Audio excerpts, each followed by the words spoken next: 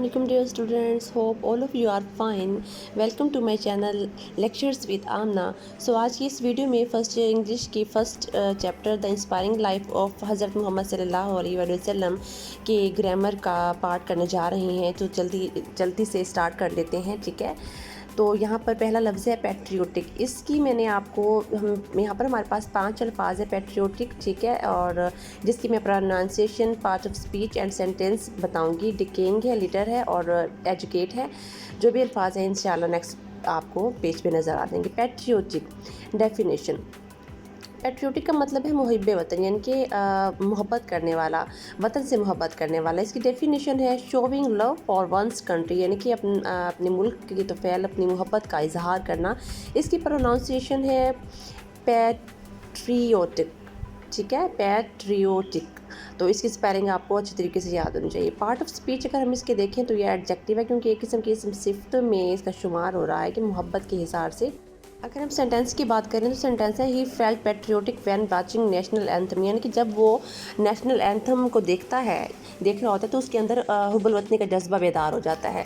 Second word है decaying, यानी कि जवाल पजीर, नीचे की तरफ गिरना या जवाल पजीर होना। डेफिनेशन है to rot, decompose, break down, यानी कि नीचे की तरफ गिर जाना। पार्ट ऑफ स्पीच के हिसाब से ये वर्ब है, यानी कि जवाल पजीर होना। जब किसी लफ्ज़ में नून अल्फना का लफ्ज़ आ जाता है तो वो वर्ब हो जाता है, यानी कि जिसमें किसी काम का करना होना या सहना पाया जाए, यानी कि कोई चीज़ गिर रही है।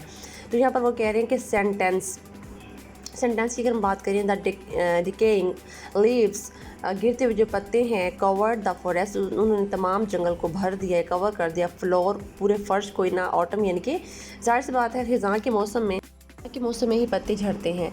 थर्ड वर्ड है लिटर, यानी कि कूड़ा, लिटर।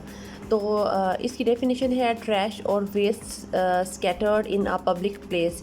ट्रैश का मतलब भी कूड़ा ही होता है, और इसके मुतालिक ये बताया जा रहा है कि हर तरफ कूड़ा पब्लिक प्लेस में गिरा हुआ था या फेंका हुआ था।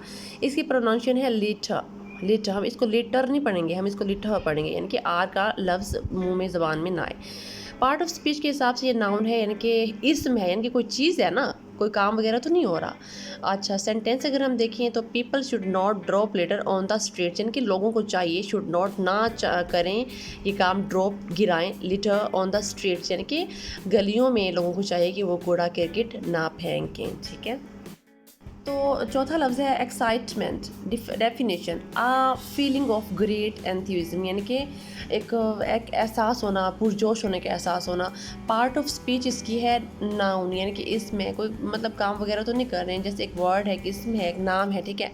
Sentence the children were very excited about their upcoming trip, यानी कि बच्चे अपने आने वाले ट्रिप को लेके बहुत ज़्यादा पुरजोश थे, खुश थे। प्रोनाउंसिएशन इसकी देखें एक्साइटमेंट, ठीक है।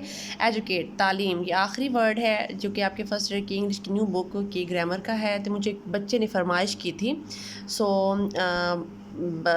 उनकी फरमाइश पे ही मैंने ये वीडियो बनाई है।